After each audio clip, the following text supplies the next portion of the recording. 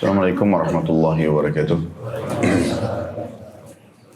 Alhamdulillah, tidak pernah lisan kita berhenti memuji Sang Pencipta Allah. Sebagai seorang muslim kita sangat yakin kalimat la ilaha illallah, la ma'budu bihaqqin illallah. Tidak ada Tuhan, pencipta, pemilik, penguasa yang menghidupkan, yang mematikan, yang menggantikan siang dan malam, baik di langit maupun di bumi, kecuali Allah. Dan Allah telah memudahkan kita agar memenuhi segala kebutuhan kita dengan cara menikmati dan bersyukur atau berterima kasih. Dan kalimat syukur itu diringkaskan di satu kalimat yang semua orang bisa mengucapkan, Alhamdulillah. Selanjutnya teman-teman kita lanjutkan salam hormat kita kepada Nabi besar Muhammad sallallahu alaihi wasallam sebagaimana Allah telah perintahkan itu, dan juga Allah bersama malaikatnya mengucapkan salam hormat kepadanya.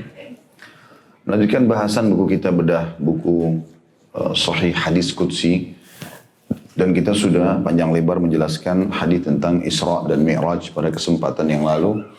Dan pada hari ini insyaAllah semoga Allah berkahi di halaman 119 bab baru, keutamaan hari Arafah dan Rabb subhanahu wa ta'ala membangga-banggakan jemaah haji.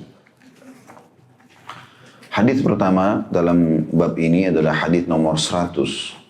Dalam arti kata dari urutan awal kita belajar, Alhamdulillah sampai pagi ini sudah hadis yang ke-100. Sahih li ghairihi, maksudnya derajatnya menjadi sahih karena ada riwayat-riwayat lain yang menguatkannya.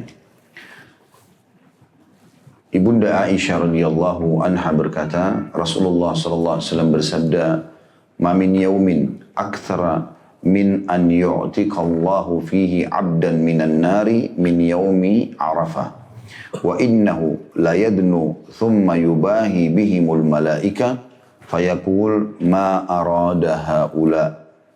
Diriwayatkan oleh Imam Muslim. Artinya, tiada suatu hari pun yang di dalamnya Allah lebih banyak membebaskan hamba dari neraka dibandingkan hari Arafah. Dan sesungguhnya D-nya besar kata ganti Allah, benar-benar mendekat kemudian membangga-banggakan mereka di hadapan para malaikat. Lalu Allah berfirman, apakah yang mereka inginkan?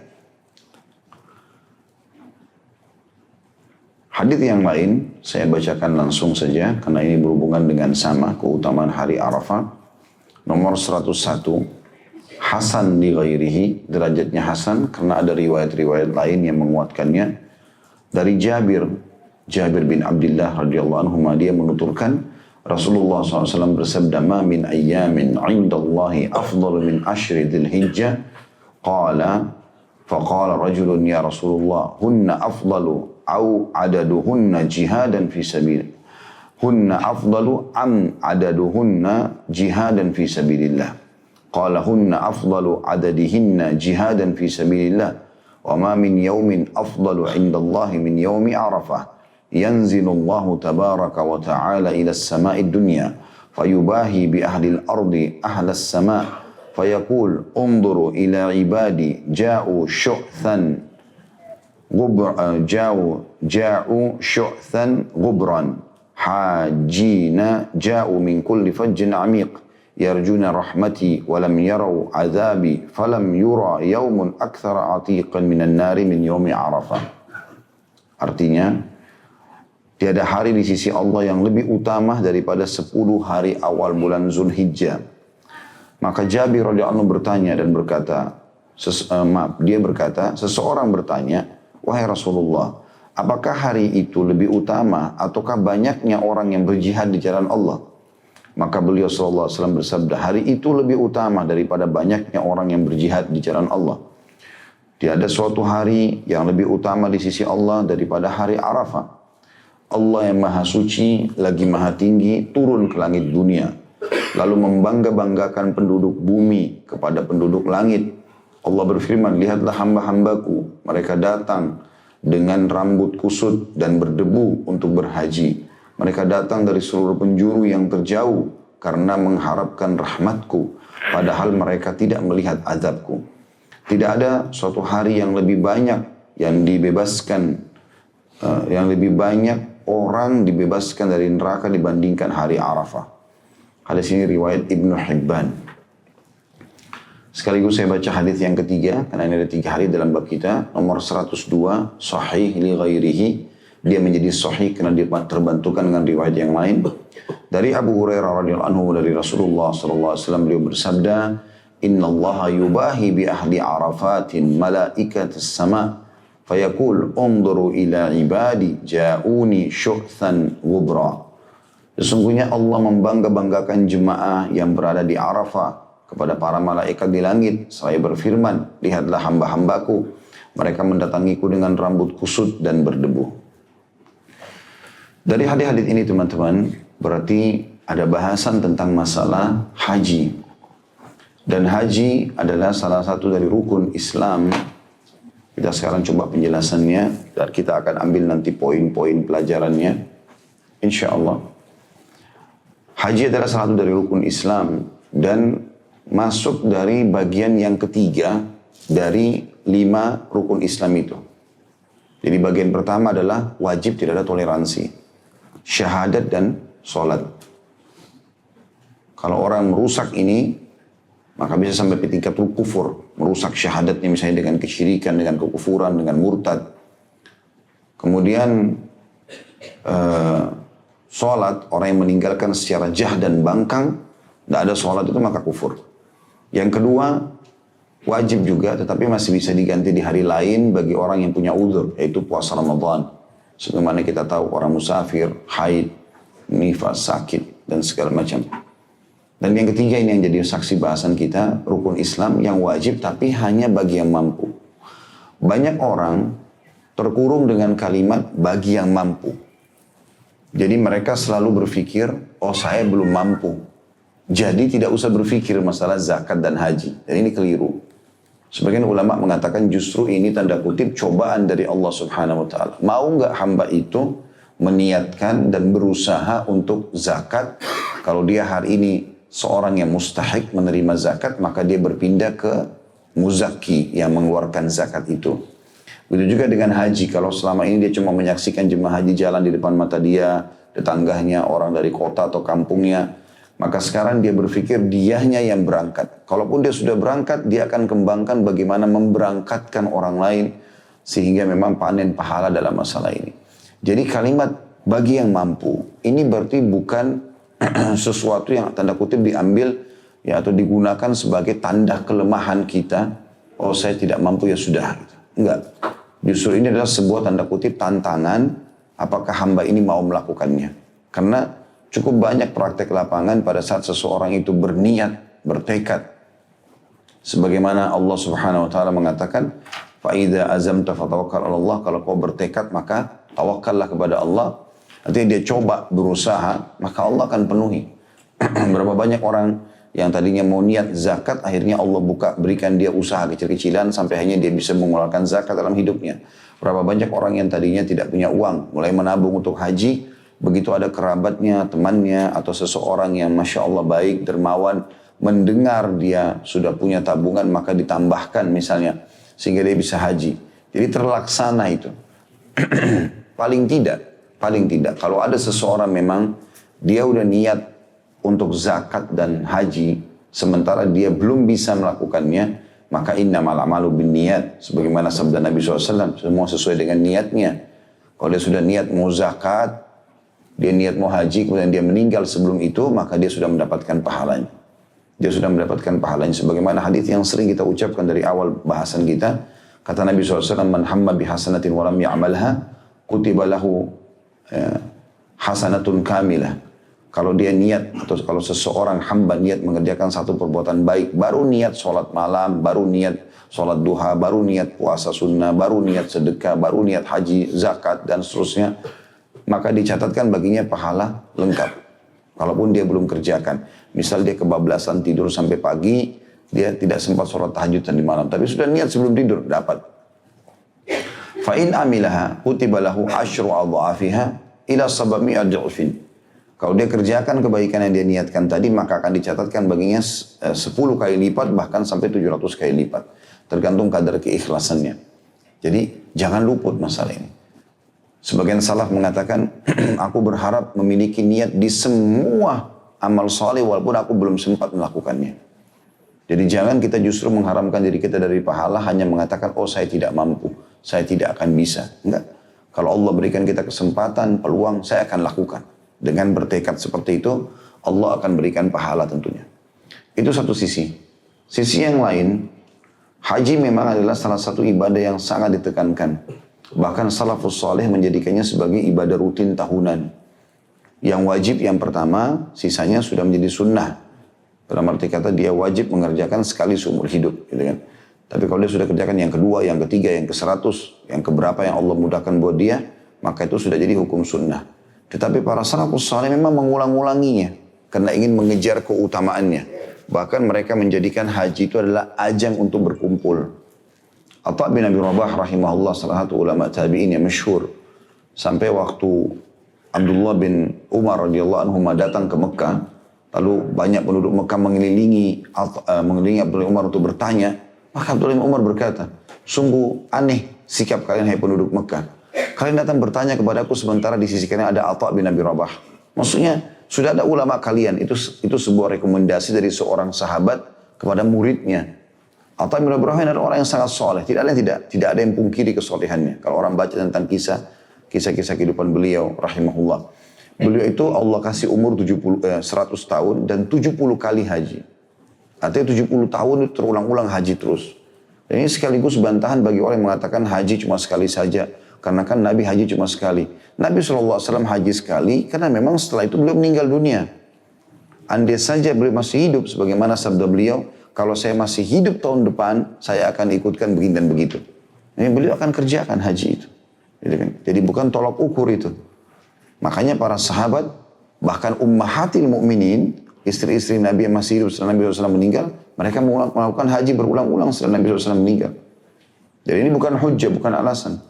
Saya kemarin baru balik bimbing umrah, ada jemaah saya yang mengatakan, Ustaz, ada sebagian orang yang mengatakan umrah jangan diulang-ulangi.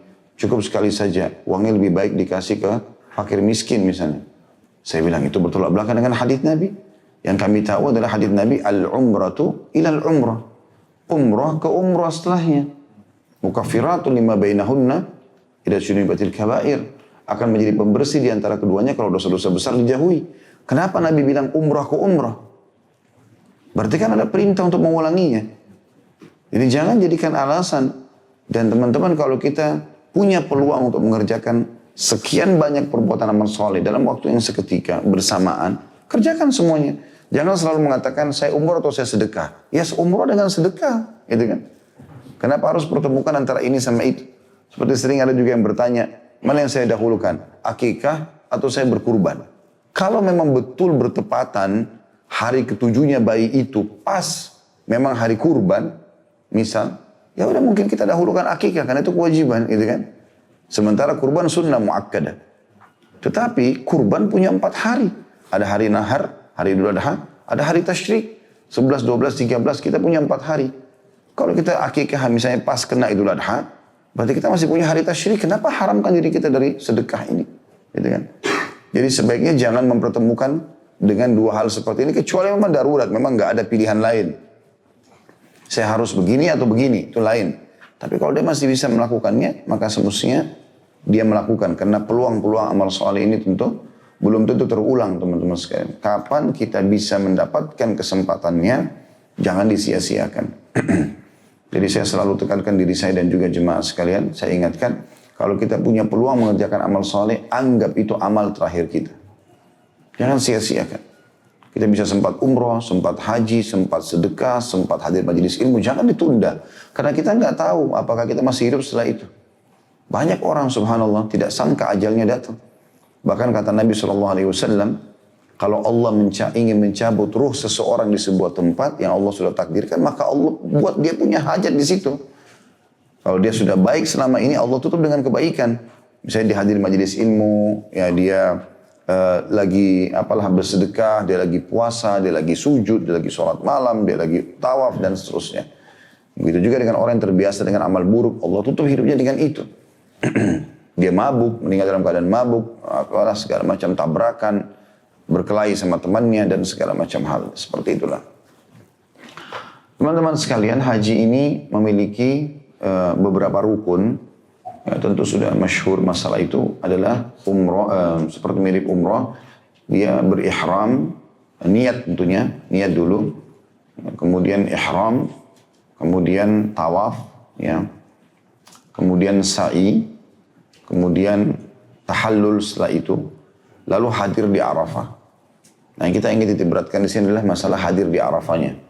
Jadi kalau teman-teman lagi haji, haji itu 6 hari. Hari pertama namanya hari Tarwiyah, tanggal 8 Zulhijjah. Ini sudah pernah saya titik beratkan, cuma saya ingatkan kembali. Jadi kalau teman-teman mau haji melalui sebuah travel, pastikan tanya, tanggal 8 Zulhijjah masuk ke Mina nggak? Walaupun ini sunnah ya, tetapi ditekankan sekali untuk hadir, namanya hari Tarwiyah, tanggal 8 Zulhijjah. Jadi 6 hari itu 8 sampai 13. 8, ya, tanggal 8, 9, 10, 11, 12, 13. 6 hari. Nah, hari pertama haji tanggal 8 Zulhijjah dan hari terakhir, hari Tasyrik tanggal 13 adalah sunnah. 4 hari ini yang wajib, 9, 10, 11, 12. Ya. Nah, tanggal 8-nya itu dikenal dengan hari Tarwiyah, jemaah haji disunnahkan, bukan wajib. Tapi sayang kalau nggak pergi, karena banyak jemaah haji cuma tinggal di hotel, di apartemen, sayang dia nggak pergi. Gitu kan. Nah, ini masuk di Mina, kemudian di sana kerjanya sholat, duhur di waktu duhur, kemudian asar di waktu asar, kemudian maghrib di waktu maghrib, isya di waktu isya, ya, nginap sambil berzikir, baca Quran, berdoa segala macam. Besoknya tanggal 9 masuk di hari wajibnya haji. Ini yang dikenal dengan hari Arafah. Mulai terbit matahari atau waktu duha, ya, sampai mulai waktu duha atau menjelang duhur sampai menjelang maghrib atau menjelang ya pas maghrib lah ya. Kita tidak boleh tinggalkan Arafah sebelum terbenam matahari. Nah, ini hari wajibnya. Ini yang sedang dibahas keutamaannya di sini. Kata Nabi SAW, Al-Hajju Arafah. Haji itu adalah Arafah. Harus hadir di situ. Jadi biar orang sakit dibawa pakai ambulan oleh pemerintah Saudi, walaupun lagi diinfus, dimasukkan di Arafah dengan dipakaikan ihram. Karena mereka kalau hadir di sini berarti dianggap sudah haji. Itu juga sholat duhur asar, tapi ini dijamak, duhur asar dijamak, ditakdim di waktu duhur, 2 rakaat, kemudian menunggu sampai terbenam matahari. Nah, selepas asar sampai terbenam matahari ini waktu mustajab doa. Tadi katakan Nabi SAW kalau tiba hari Arafah beliau beliau berdoa, mengangkat tangannya sampai kelihatan putih ketiaknya alaihissalam, berdoa tidak menurunkan sampai terbenam matahari. Malamnya tanggal 9 itu jemaah haji ke Musdalifah. Ya, lokasi ini biasanya tidak ada kemah buat kita karena hanya mampir saja. Biasanya banyak jemaah kita hanya di bus saja tanggal 9 ini sampai lewat pertengahan malam mereka lalu pindah ke ibadah yang lainnya. Ya, bisa mengerjakan pada saat itu tawaf ifadah atau tawaf wajibnya haji ya.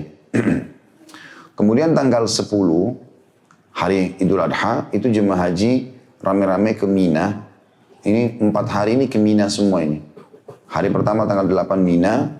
Hari ketiga, tepatnya tanggal 10, 11, 12, 13. Jadi hari ke-3, 4, 5, 6, semuanya itu nginapnya di Mina.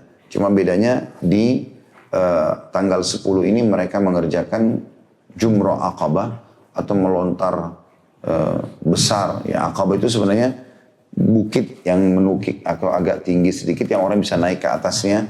Diistilahkan dengan Aqabah. Melontar pada saat itu 7 butir batu. Kemudian nginap di Mina, sholatnya duhur asar jamak. Kemudian 11, 12, 13 ini sudah pakai baju biasa karena setelah jumrah yang di hari Idul Adha itu sudah boleh cukur rambut pakai baju biasa. Seperti baju kita sekarang, kita tinggal di kemah Mina. Kerja kita 11, 12, 13 itu melontar. Tapi di 3 hari ini kecil, sedang, besar. Kecil, sedang, besar, kecil, sedang, besar gitu. Nah, tanggal 13 ini adalah sunnah. Tanggal 12 banyak orang keluar dari Mina dengan alasan buru-buru untuk menyelesaikan ibadah haji. Dan ini sayang sekali. Allah menyebutkan liman ittaqa, bagi siapa yang lebih bertakwa, maka sebagian dia tinggal sampai tanggal 13. Itu ringkasannya tentu tentang masalah haji. Teman-teman bisa ikuti, ada manasik khusus yang pernah sudah kami sampaikan di YouTube. Masalah haji ini panjang lebar dan sudah pernah dibedah juga di kajian Bulughul Maram, di Minhajul Muslim. Saya sudah pernah bedah khusus masalah haji ini tentunya teman-teman sekalian. Nah, kita fokus sekarang ke bahasan masalah hari Arafah itu, keutamaannya. Ya, nanti akan dibahas di 3 buah hadits ini akan kita rincikan insya Allah. Itu kurang lebih pembukaan daripada bahasan 3 buah hadis ini tentang masalah haji itu sendiri. Baik, sekarang kita coba bedah tentunya teman-teman di hadis pertama dulu nomor 100. Dari sabda Nabi SAW, "Ma min yaumin aktsara min an yu'tiqallahu fihi 'abdan minan nari min yaumi Arafah." Tidak ada satu hari pun yang di dalamnya Allah lebih banyak membebaskan hamba dari neraka dibandingkan hari Arafah. Ini dikasih angka 1. Jadi kita ambil pelajaran pertama. Pertanyaan di sini, apa yang dimaksud dengan pembebasan api neraka? Ada sebuah hadis yang menjelaskan kepada kita, kata Nabi SAW, tidak ada seorang pun di antara kalian kecuali memiliki tempat di surga dan tempat di neraka. Tergantung dia meninggal dalam keadaan apa. Kalau dia meninggal dalam keadaan beriman, dia masuk ke surganya. Tempat neraka berarti tidak ditempati. Kalau dia meninggal dalam keadaan kafir, dia akan masuk ke neraka, tempat surganya nggak akan dikasih. Kalau dia meninggal dalam keadaan fasik, artinya banyak dosanya tapi dia muslim, dia masuk ke nerakanya dulu baru dia masuk ke dalam surga. Yang dimaksud dengan pembebasan dari api neraka adalah mirip dengan hadis Nabi SAW tentang Ramadan. Yang Nabi SAW mengatakan, sesungguhnya di bulan Ramadan Allah memiliki hamba-hamba yang dibebaskan dari api neraka, dan itu terjadi di setiap malam dari malam-malam Ramadan. Makna dibebaskan kata sebagian ulama hadis adalah dihapus namanya. Jadi nggak ada lagi namanya di neraka. Dan ini makna yang sangat luar biasa gitu. Artinya betul-betul nanti kita akan dipandu oleh Allah Subhanahu wa taala setelah Allah ijabah ini supaya kita terus dalam ketaatan dan akhirnya kita jauh dari perbuatan ahli neraka. Seperti itulah. Akan dihapus namanya. Itu makna daripada potongan ini. Potongan kedua di situ adalah wa innahu la yadnu thumma yubahi bihimul malaikah. Sesungguhnya Allah itu benar-benar mendekat. Makna mendekat di sini tentu diambil pelajaran nomor 2 adalah Allah turun ke langit bumi. Mirip dengan semakna hadis sepertiga malam. Yang kata Nabi SAW, kalau tertinggal sepertiga malam, Allah turun ke langit bumi, kemudian bertanya kepada para malaikatnya, apakah ada yang memohon ampun saya maafkan, adakah yang minta tolong saya tolong, adakah yang punya hajat saya penuhi. Ya. Dan ini kita harus atau wajib mengimani apa adanya. Allah turun, ya Allah turun. Udah, seperti itulah kurang lebih. Jadi kita tidak perlu tanyakan bagaimananya, ya, di posisi sebelah mana, dan segala macam. Karena Allah datang dan turun dengan kemahabesarannya, dengan kemahamuliaannya. Kita tidak pernah tahu sebagai makhluk. Ya. Maka kita imani apa adanya. Dan ini tidak boleh ditakwilkan. Takwil makna dalam arti kata dikatakan, oh bukan Allah yang datang, tapi rahmatnya. Nah ini semua bertolak belakang dengan zahir daripada hadis ini. Baik itu Arafah ataupun sepertiga malam. Di sini berarti ada penetapan sifat Allah Subhanahu wa taala turun ke langit bumi, baik di hari Arafah ataupun di sepertiga malam, gitu kan. Kemudian juga ada penentuan sifat Allah yang lain, yubahi bihimul malaikah, membanggakan hamba-hamba di depan para malaikat. Maka ini juga Allah Subhanahu wa taala punya sifat gembira, kagum, tapi tentu sesuai dengan kemahamuliaannya dan kemahasempurnaan, tidak sama dengan makhluk. Sebagaimana misalnya sebuah hadis yang berbunyi riwayat Imam Ahmad, innallaha yu'jibu min syabin laisa lahu sabwah. Allah kagum dengan seorang hamba yang tidak mengikuti hawa nafsunya. Itu kan. Ada kekaguman Allah. Allah gembira, ada hadis Bukhari Muslim. Sesungguhnya Allah sangat gembira dengan taubat hamba-hambanya. Lebih gembira daripada seseorang di antara kalian yang pergi ke padang pasir yang luas, kemudian dia bawa seluruh bekalnya di atas tunggangannya, lalu kemudian dia tidur di bawah pohon, lalu tunggangannya hilang dengan seluruh bekal-bekalnya. Lalu dia keliling-keliling cari, dia tidak temukan. Karena sudah putus asa, dia mengatakan saya kembali ke tempat yang semula, lalu saya tidur, semoga pada saat saya bangun saya sudah meninggal dunia. Karena sudah putus asa, nggak ada lagi di padang pasir yang tidak bertuan, nggak ada kehidupan, untanya hilang, tunggangannya dan juga tidak ada bekalnya. Maka setelah dia buka matanya, dia melihat untanya di depan matanya. Bagaimana gembiranya dia? Allah lebih gembira ya, daripada orang tersebut dengan taubat hambanya. Berarti Allah punya sifat itu. Tapi sifat-sifat Allah tidak bisa disamakan dengan makhluk. Karena Allah mengatakan dalam Al-Quran, A'udzubillahi minasyaitonirrajim, laisa kamitslihi syai'un wa huwas samiul basir. Tidak ada yang menyerupai dia, dan dia maha mendengar, juga maha melihat. Jadi Allah subhanahu wa ta'ala maha kuasa dengan sifat-sifatnya maha sempurna. Ini harus kita itsbatkan, atau kita tentukan sifat ini sebagaimana Nabi SAW bahasakan. Juga pelajaran yang lain di potongan ketiga adalah fayaqul ma arada haula. Lalu Allah berfirman atau berkata. Ini juga penetapan sifat Allah Subhanahu wa taala yang mulia. Ya, seperti Al-Qur'an, tidak boleh kita katakan Al-Qur'an itu makhluk, diciptakan. Tapi yang dikatakan adalah sebagaimana Imam Ahmad rahimahullah memperjuangkan masalah itu adalah kalamullah. Perkataan Allah dan tidak gair makhluk, tidak diciptakan. Karena kalau kita bilang dia makhluk, maka secara otomatis berarti ada bagian dari Allah yang makhluk. Maka kita mengatakan dia adalah kalamullah, perkataan Allah. Kita imani seperti itu. Al-Quran tidak bisa dikatakan makhluk.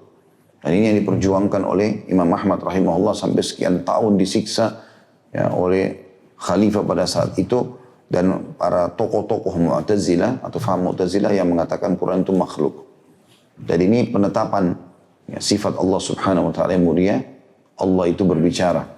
Dalam hadis yang lain kata Nabi SAW, Nabi SAW mengatakan tidak ada seorang pun di antara kalian kecuali akan berbicara berdua sama Tuhannya tanpa ada penterjemah. Di hari kiamat nanti Allah akan tanya hambanya, kenapa kau lakukan ini, kenapa kau lakukan ini, kenapa kau lakukan itu, dan seterusnya. Ya, seperti itulah. Ini potongan hadis yang pertama. Kita masuk ke hadis yang 101. Kita tentu dikasih angka keempat, maksudnya pelajaran keempat yang kita bisa ambil dari hadis adalah ma min ayyamin 'indallahi afdalu min ashri dzulhijjah. Tidak ada hari-hari lebih utama di sisi Allah dibandingkan 10 awal bulan Zulhijjah. Ya, jadi hadis ini mirip dengan hadis Bukhari Muslim yang lain. Ini juga sudah pernah kita sampaikan. Yang kata Nabi SAW, ma min ayyamin al-amalu salihu fihi ahabbu ilallah min hadil ayyam ya'ni al-ashr. Tidak ada hari-hari sepanjang tahun di mana Allah lebih cintai amal-amal yang dikerjakan dalamnya dibandingkan yang dikerjakan di 10 awal bulan Zulhijjah. Sampai para sahabat mengatakan, walal jihadu fisabilillah ya Rasulullah. Jihad pun wahai utusan Allah tidak bisa menyamai pahala yang dikerjakan di 10 awal Zulhijjah walaupun itu amal sunnah.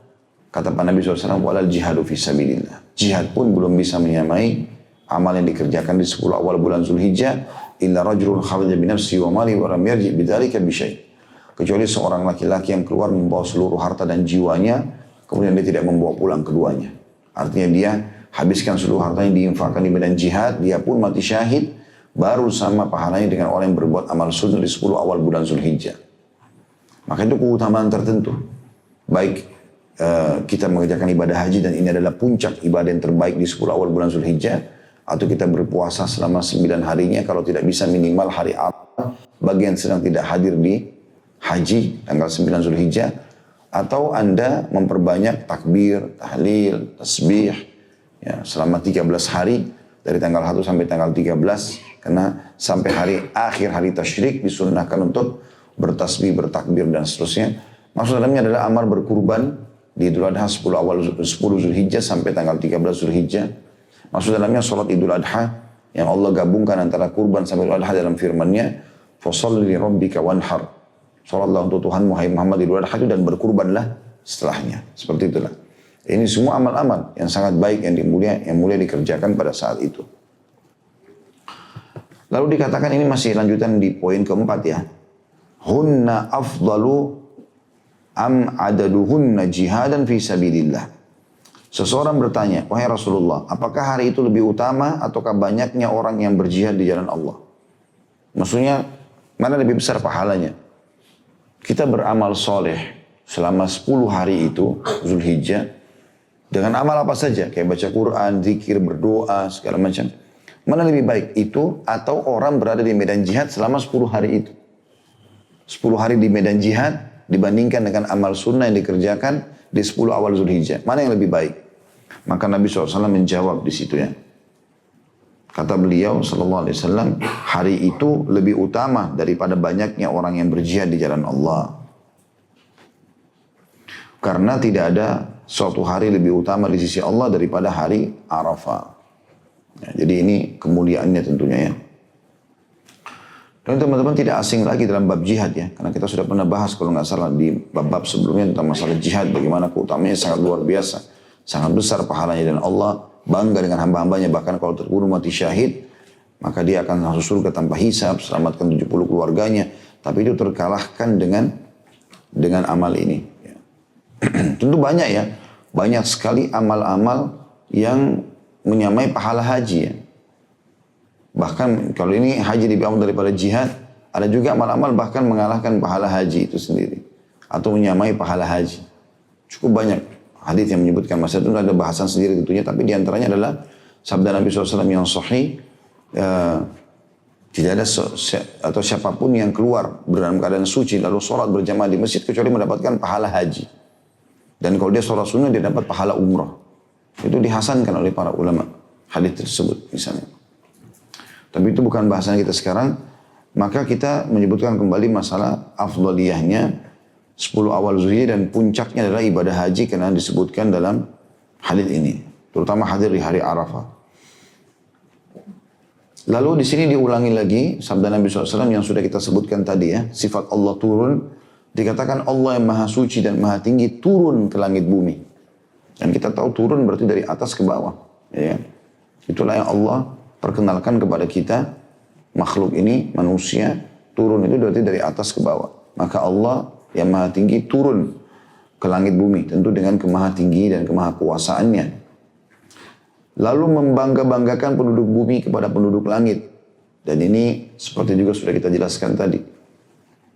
Allah membanggakan mereka dalam hadis nomor 100 tadi. Jadi maksudnya Allah membangga-banggakan di depan para malaikat. Apa yang Allah katakan ini sifat kalamnya Allah. Sebagaimana juga sudah kita jelaskan tadi di poin sebelumnya. Lihatlah hamba-hambaku. Mereka datang dengan rambut kusut dan berdebu untuk haji. Mungkin ada teman-teman bilang, tapi kan kalau kita haji VIP, kita masuk di kemah ber-AC, kita naik bus ber-AC, ya. Ini dari mana debunya, ya. Dari mana keringatnya dan kusutnya. Maka perlu digarisbawahi teman-teman, kita dianjurkan, kalau Anda haji lengkap ya, tanggal 8 sampai tanggal 13, kita bicara berapa lama Bapak Ibu pakai ihram. Ihram itu dipakai, kalau tanggal 8 Zulhijjah kan sudah pakai baju ihram.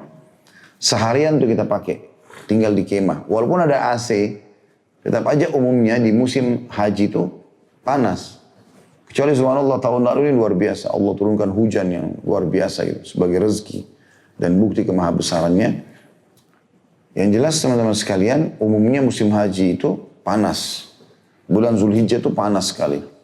Kalau sampai puncak-puncak itu 50 sampai 55 derajat, panas sekali. Maka di situ orang walaupun dalam kemah, biasanya AC-nya nggak mempan. Biasanya nggak mempan. Kemarin itu sempat turun hujan saja. Di Mina sempat terasa panas. Pada saat AC-nya tidak jalan sedikit atau ini atau apa atau kurang lupa diisi air karena dia pakai AC air di situ kan, maka panas terasa. Umumnya orang memang terikat dengan baju ihram tanggal 8, dia nginap dengan ihramnya itu sampai tanggal 9, hadir di Arafah, malamnya Muzdalifah juga dia pakai ihram sampai tanggal 10 Zulhijjah baru dia boleh buka ihramnya. Buka ihram di sini itu pun kalau dia sudah kerjakan salah satu dari 3 perbuatan wajibnya haji. Yaitu berkurban, atau jumrah aqabah, atau dia tawaf ifadah. Tawaf wajibnya haji. Gitu kan. Walaupun kurban dan tawaf ifadah boleh ditunda sampai akhir hari tasyrik. Sampai tanggal 13. Kalau jumrah aqabah tidak boleh kecuali harus dikerjakan pada hari itu. Di tanggal 10 Zulhijjah. Kalau dia kerjakan salah satu dari 3 perbuatan ini boleh tahallul, cukur rambut, baru ganti baju biasa. Berarti tetap saja memang orang dalam kondisi ada saja keringat dan berdebu karena kita nggak betah, gitu kan? Nah, memang itu di situ justru tanda kutip ya senihnya dalam masalah haji itu. Apalagi kalau orang yang subhanallah tidak punya uang, dia haji pas-pasan, tidur di pinggir jalan, itu luar biasa.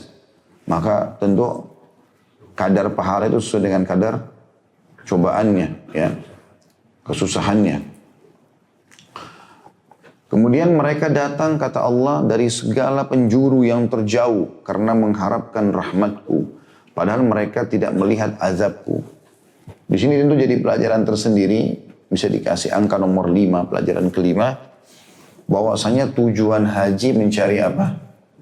Rahmat Allah. Kapan seseorang pergi haji itu hanya untuk mencari nama, oh si fulan sudah haji, si fulana sudah hajjah, gitu kan. Terbukti pulang nggak mau dipanggil kecuali harus ada haji. Ya. Saya udah haji loh, mana hajinya? Tulisannya. Tapi ini bahaya sekali dekat dengan riya. Ini saran saya saja, bukan melarang, tapi kalau bisa jangan pakai gelar haji itu. Itu bukan gelar yang harus dipasang. Pernah nggak teman-teman baca riwayat Haji Abu Bakar? Abu Bakar radhiyallahu anhu sahabat Nabi, Haji Umar, Haji Uthman, kan mereka haji kan? Kenapa tidak ada sahabat yang menukil itu? Kan mestinya harus ada, kan mereka semua sudah pernah haji. Bahkan yang wilayah Nabi Muhammad SAW, Haji Muhammad misalnya. Tapi enggak. Kenapa mereka tidak lakukan? Karena itu memang bukan gelar. Saya tidak tahu kenapa di Indonesia dijadikan sebagai gelar gitu. Bahkan masuk di KTP. Ya. Haji ini. Ada yang orang masuk di ijazah, masuk sertifikat. Untuk apa? Untuk menunjukkan kalau saya pernah haji, ibadah. Sunnah Nabi SAW ibadah itu disembunyikan, dirahasiakan. Kata Nabi SAW, Inna Allah dalam hadis riwayat Muslim, Inna Allah yuhibbut taqiyul ghaniyul khafi. Allah cinta sekali dengan hamba yang taqi, suka patuh, tunduk kepada Allah. Gani, kaya dan suka bersedekah, kemudian dia khafi, suka merahasiakan ya, amalnya.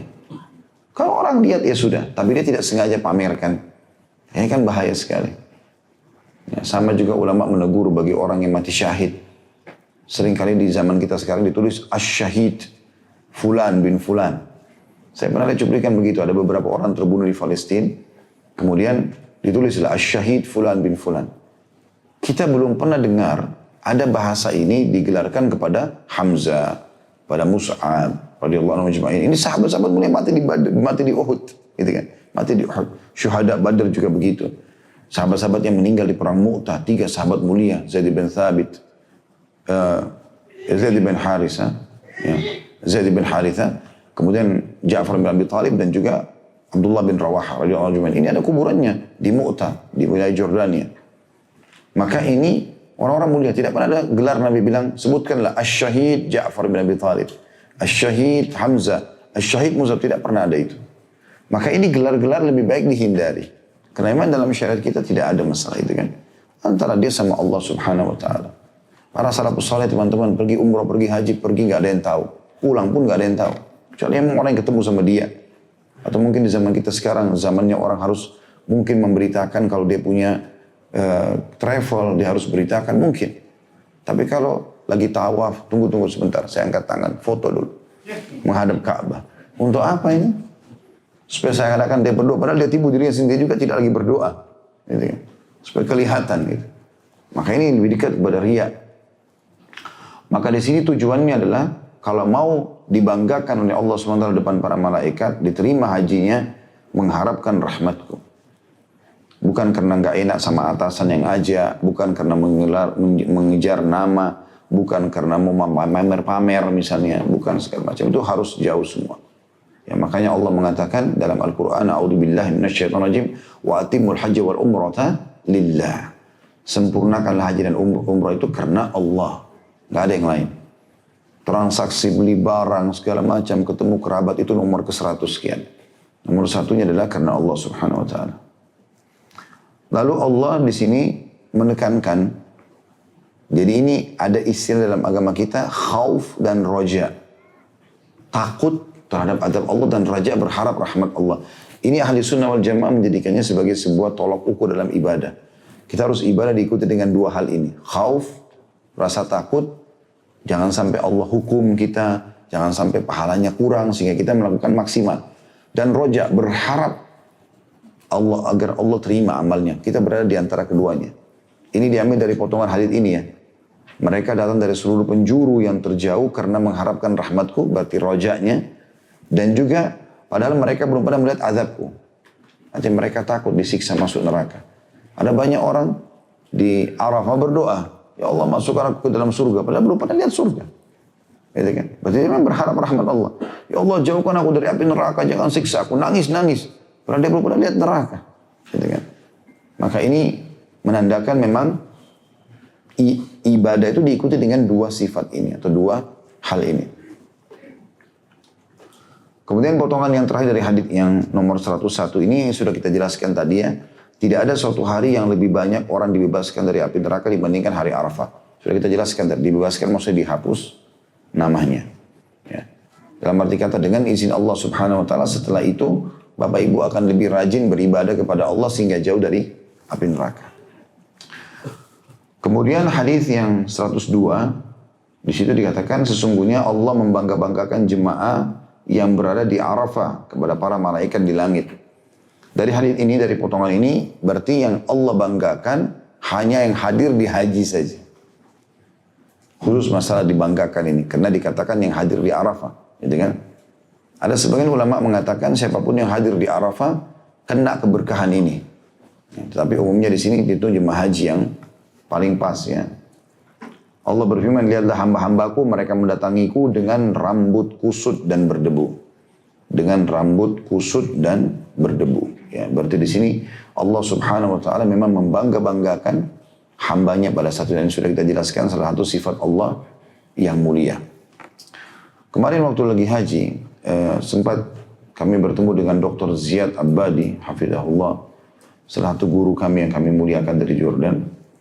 Kemudian saya minta beliau bicara di depan jemaah haji, karena kebetulan beliau haji juga. Ada sebuah hadis, saya pribadi pun itu baru tahu haji yang lalu, belum pernah saya dengarkan sebelumnya. Dan teman-teman bukan aib untuk kita mengatakan, oh saya belum tahu. Biasa saja. Ada orang tidak mau dikatakan dia tidak tahu, semua harus tahu. Enggak, manusia belajar, gitu kan? Manusia belajar. Umar bin Khattab radhiyallahu anhu pernah kedatangan di zaman khilafahnya beliau, ada orang datang ketuk pintu rumahnya, dia lagi istirahat atau lagi sholat sunnah, intinya siang hari lagi datang, diketuk sekali, Umar masih sibuk, belum sempat buka 2 kali, 3 kali orang ini ketuk, lalu pulang tiba-tiba. Umar bin Khattab selesai hajat, dia buka pintu, tanya tetangganya, siapa tadi datang? Kata tetangganya, si fulan, orang Ansar gitu. Maka kata Umar, saya harus tahu kenapa dia tinggalkan rumah saya. Harusnya dia tunggu gitu. Kalau ini ada perintah dari Nabi SAW, dipanggillah orang itu. Kenapa kau tinggalkan rumah saya? Mbak Umar memang menyisikan waktu di waktu itu, silakan yang punya keluh kesah datang. Gitu kan. Kenapa kau pulang? Enggak tunggu saya. Padahal saya ada dalam rumah. Kata orang itu, saya mendengar Nabi SAW bersabda, kalau seseorang di antara kalian datang ke rumah saudaranya, kemudian dia ketuk sampai 3 kali tidak dibukakan, pulanglah.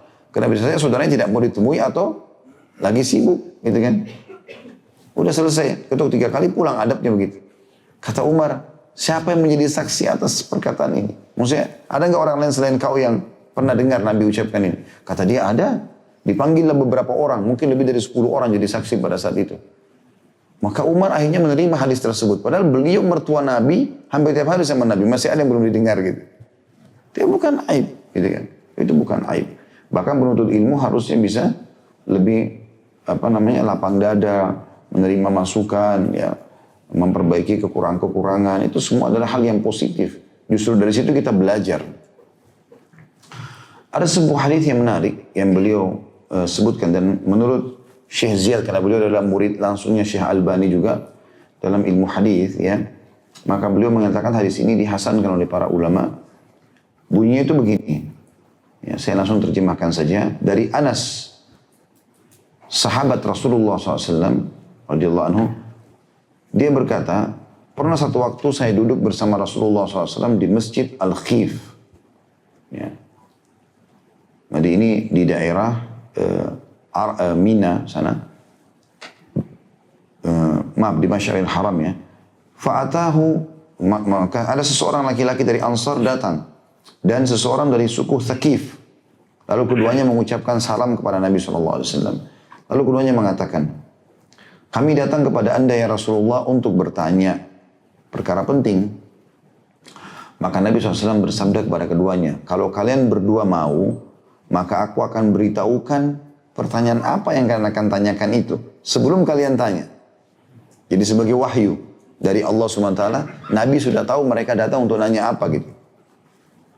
Dan kalau kalian mau, saya diam dan saya mendengarkan pertanyaan kalian. Maka kedua orang ini pun berbicara satu sama yang lain. Saling mengatakan, yang Ansar mengatakan kepada orang yang dari Thaqif, tanyalah Rasulullah SAW. Maka orang Ansar mengatakan, tidak, kau yang harus bertanya. Karena kau lebih berhak untuk itu. Ya. Maka akhirnya keduanya mengatakan, ya Rasulullah, beritahukanlah kepada kami agar iman kami bertambah. Jadi sebagai bentuk adabnya, mereka tidak mau mengatakan, ya Rasulullah, kami begini dan begitu. Silakan Nabi, biar Nabi jelasin. Maka Nabi SAW mengatakan, kalian datang kepadaku untuk menanyakan tentang keluar dari rumah, kemudian menuju ke Baitul Haram. Apa yang kamu dapatkan? Tentang tawafmu di rumah Allah, tawaf, dan apa yang kau dapatkan. Kemudian sholat 2 rakaat di belakang maqam Ibrahim setelah tawaf. Apa yang kamu dapatkan? Kemudian tentang berjalan antara Safa dan Marwah. Apa yang kau dapatkan? Maksudnya pahalanya apa? Kemudian wukufmu di Arafah. Apa yang kau dapatkan? Kemudian jumrahmu. Apa yang kau dapatkan? Atau melontar. Biasa kita bilang lontar syaitan ya. Tapi saya sarankan tidak mengatakan lontar syaitan. Karena nggak ada syaitan, itu cuma simbolik ya. Di zaman Nabi Ibrahim AS, iya ada syaitan. Di 3 titik itu yang menggoda beliau agar tidak menyembelih anaknya Ismail sebagai perintah dari Allah gitu kan. Tapi itu sudah menjadi simbolik sekarang. Karena ada orang di tempat jumrah ini baca a'udzubillahi minasyaitonirrajim, lempar sendalnya, lempar segala macam ke tembok dengan alasan ada syaitan. Nabi SAW mengatakan kembali, dan juga tentang sembelihanmu, apa yang kau dapatkan. Juga tentang cukur rambutmu, apa yang kau dapatkan. Serta tawafmu setelah itu, maksudnya tawaf ifadah, tawaf wajibnya haji. Maka orang dari Ansar atau Thaqif ini berkata, demi zat yang telah mengutus anda dengan benar, kami datang betul hanya untuk tanya itu. Jadi subhanallah sini membuktikan mukjizat Nabi SAW ya. Bagaimana beliau pada saat memang menyebutkan ini, memang itu yang terlintas di benaknya kedua sahabat ini. Mereka mau tahu pahalanya apa saja. Lalu Nabi SAW jelaskan, mulailah satu persatu. Kalau keluarmu dari rumahmu menuju ke Baitul Haram, ya, maka tidaklah engkau meletakkan untahmu atau tungganganmu, dan tidak juga engkau mulai menjalankannya, kecuali akan dicatatkan kepadamu setiap gerak-gerikmu itu pahala. Dan juga akan dihapus darimu dosa, serta diangkatkan bagimu 1 derajat. Jadi kalau mulai kita naik mobil ke bandara, kalau zaman dulu orang naik unta, mulai untanya ditaruh perlengkapannya, pelananya apalah. Kemudian jalan, semua itu setiap langkah untahnya pun dicatat pahala. Seperti kita. Ya, luar biasa ini kalau kita, Allah punya kuasa menghitung pahala terbangnya pesawat 9 jam ke Jeddah. Belum lagi 1 jam atau 1,5 jam masuk ke Mekah, gitu kan. Itu pahalanya luar biasa. Kita sudah tidak tahu bagaimana hitungannya lagi, gitu kan. Tapi kuasa Allah menghitung masalah itu. Kalau tentang sholatmu setelah tawaf, ya, maka ketahuilah dia pahalanya sama dengan bebasin budak dari anak Ismail. Kalau jalanmu antara Safa dan Marwah, maka sama dengan membebaskan 70 budak pahalanya. Artinya 1 kali sa'i dari Safa ke Marwah seperti bebasin 10 budak. Marwah ke Safa 10 budak. Jadi 7 kali itu 70 budak dibebasin. Sementara kamu duduk dan wukuf di Arafah, sesungguhnya Allah turun ke langit bumi pada saat itu, lalu membanggakan kalian di depan para malaikat. Dan Allah berfirman, lihatlah hamba-hambaku itu, mereka datang dalam kondisi kusut, penuh dengan debu, dari semua tempat-tempat yang jauh. Mereka mengharapkan rahmatku dan pengampunanku. Kalau seandainya mereka memiliki dosa sejumlah ramal itu pasir, debu, ya, atau seperti buih di lautan, pasti akan aku ampuni. Ini luar biasa nih perkataan firman Allah Subhanahu wa taala. Ya. Falau kanat dzunubuhum adadar rimal atau adadar ramal au kazubdil bahri lagafartuha.